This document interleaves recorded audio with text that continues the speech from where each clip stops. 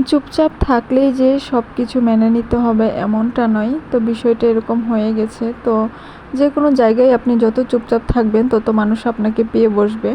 যদিও আমি সোজাসাপটা কথা বলি, তো মাঝে মাঝে আমার মুখের কোনো লাগাম থাকে না মেজাজ খারাপ হয়ে গেলে। তো কেমন আছেন সবাই?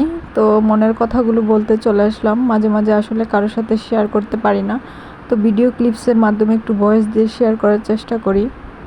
তেমন একটা পর্যায়ে এসে গেছি যে চুপচাপ আছি বলে সবাই মনে করছে যে যা বলবো তাই শুনবে। ছোটোখাটো বিষয় নিয়ে অনেক মানুষ থাকে যে একটু বড় ইস্যু বানিয়ে ফেলে।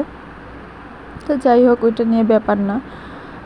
তো কি অবস্থা সবার? রান্নাবান্না করতে ভালো লাগে না, সব সময় মনের কথা আসলে ওইভাবে শেয়ার করা যায় না। তো কিছু কিছু একটু অংশ শেয়ার করতে মন চাই, তারপরে বলি আবার আধা মাখা অর্ধেক রাস্তা থেকে চলে যাই। তো কিছু করার নেই। হাজার হোক, যতই কিছু করি, এটা একটা মিডিয়া।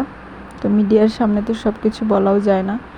এখন হয়তো সমস্যা হয় না, যদি যেদিন বড় হয়ে যাবে আমার পেজটা, তখন এই বিষয়গুলো হয়তো সবার সামনে চলে যাবে, তখন বিষয়টা একটু অন্যরকম হয়ে যাবে। যাই হোক, বলতে ভালো লাগে না অনেক কিছুই, তারপরেও বলতে ইচ্ছে করে।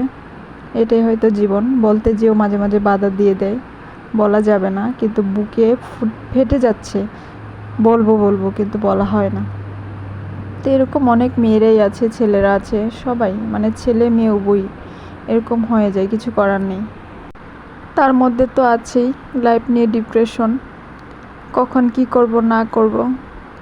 মানে জীবনটা উপভোগ করতে পারলে সুন্দর, কিন্তু আমার জীবনের মধ্যে শুধু মানে টেনশন, দুশ্চিন্তা, মানে অ্যাডভান্স আমি বেশি ভাবি, যার জন্য আমি একটু বেশি টেনশন করে। এর জন্য ফ্যামিলির মানুষ আমাকে অনেক বকে।